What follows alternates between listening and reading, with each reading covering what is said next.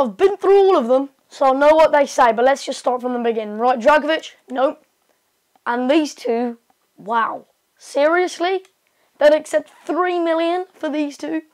That's pretty insane. Now, I'm going to just offer, I think, what they've got at their current club and see how this turns out, right? 60,000.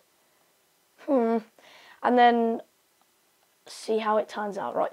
Mark Bartra will probably ask for squad rotation or maybe even higher. And kaboosh. Phil Jagielka is on his way to West Brom. He's gone. Phil Jagielka has gone to West Brom. We got 1.360 million for that. Mark Bartra's declined, but Eric Dier's accepted. So shall I get Eric Dier? I've got 21 million at the moment. And if I look at the amount of substitutes I've got for centre-backs, right, so 1, 2.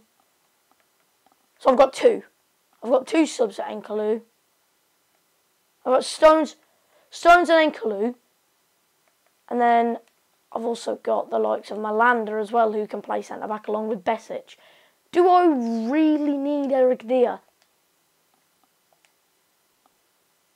Do I honestly, purely, really need Dier? I'm going to take the risk. We've still got 18 million left now after a few sales. So, I could still get Mpassi, but I'm waiting to find out what his rating is first. So we have got Eric Dier for cover. What's his rating? 75. So it's a pretty good cover player, to be honest. Yeah, he's really good. I'm not going to play him in the way that normal clubs would. Normal clubs would play him as a future star. I'm going to play him as a cover player, simple as. An insane game in the UEFA Super Cup, or the Copa Europe as it's called, in FIFA. But geez, this is going to be awesome. But look at this. Benteke's moved to Arsenal. Wowee. 14 million they got him for. That's a pretty good steal, to be honest. Oh, his morale still wants to leave. So he wants to leave Arsenal now as well?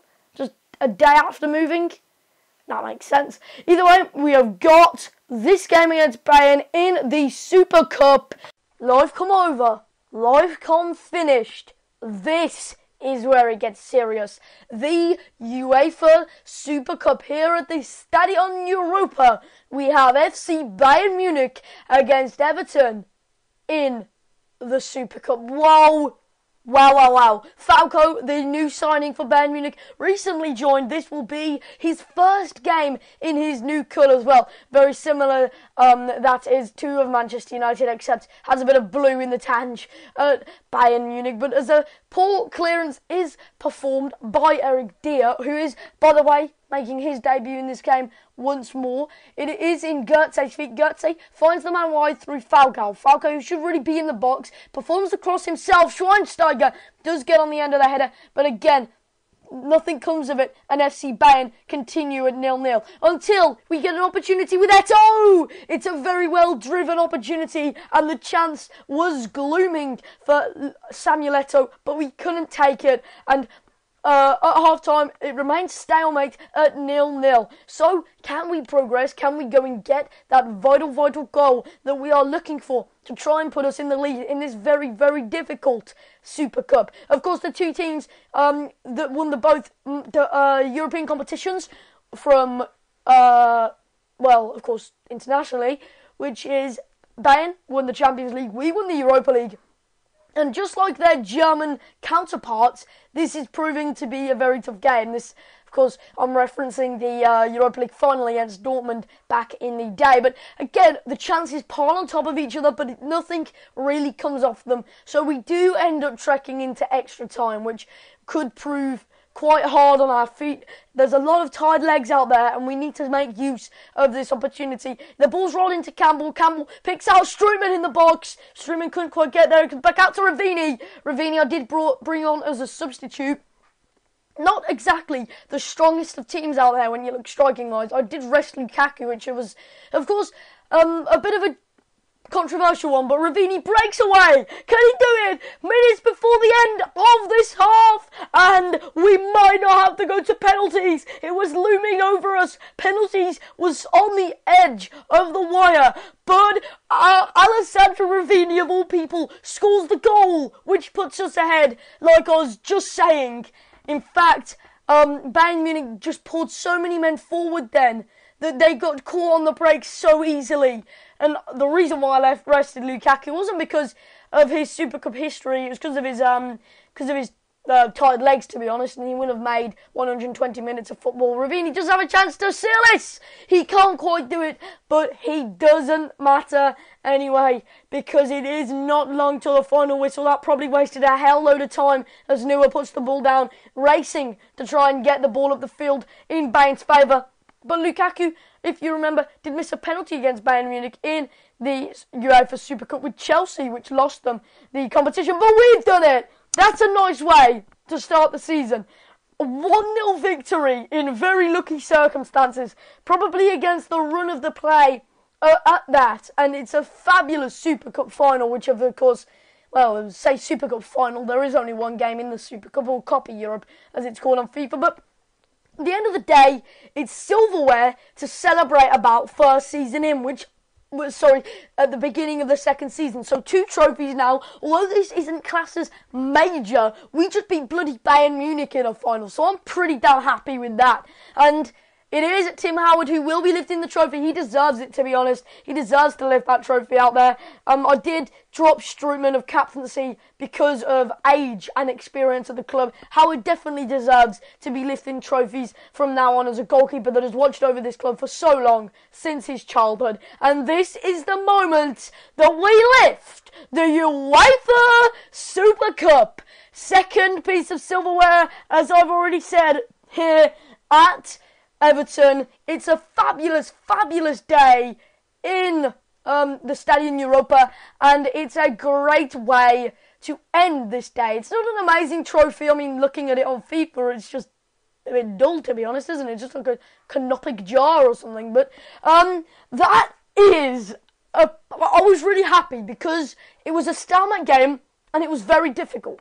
And it does feel like you've won a major trophy in this because... thinking about it, yeah, it's a one-game tournament, but all of last season's Europa League performance led up to that, if you understand what I mean. You have to win one of the European competitions first to even get any chance of being in the Super Cup. So in a way, it was just like an extension onto the Europa League glory that we had last year, which was absolutely fabulous and absolutely ecstatic.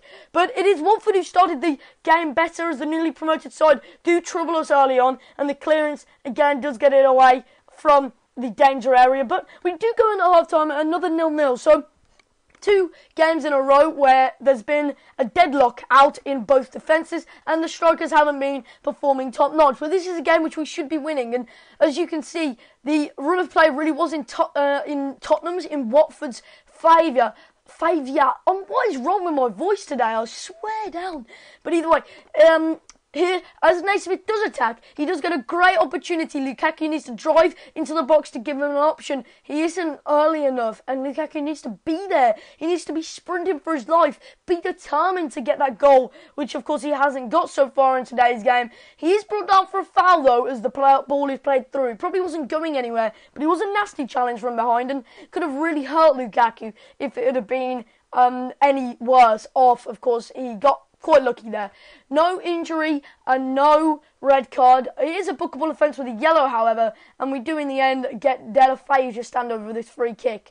I believe it really is a right-foot free kick, but just couldn't quite get enough bend or power over the free kick with De La Feu to really produce that killing effort which was necessary. But again, this was silly, this was stupid. The red card is pulled out on Romelu Lukaku, and we did go down to 10 men in the final minutes of that game. So nothing came after that. They couldn't take advantage of the final 6 minutes, but I'm just saying we did in the end go down to 10 men, and he will be suspended next game going. I thought I had to show it either way, even if we won or not, even if it didn't make any effect. But I was just showing you Mpassi here I would really like to get this guy, but I want him on a permanent, because I want this guy on a permanent to either loan out or to just keep, because I don't want to loan a player like him in. I could end up loaning him in, and I could imagine him growing really quickly, growing to an insane stat, and me having to pay £30 million plus for that Passi from Bayern Munich. And I can tell you,